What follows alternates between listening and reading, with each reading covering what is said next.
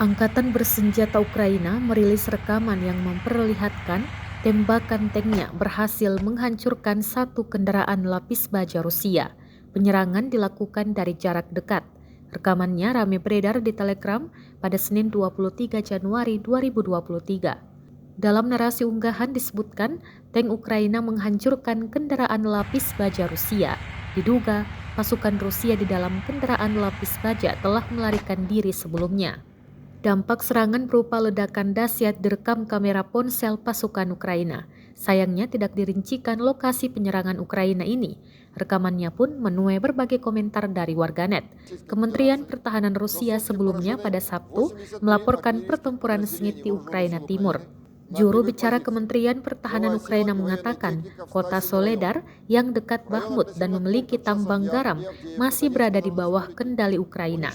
Serangan sengit Rusia bagaimanapun masih berlanjut.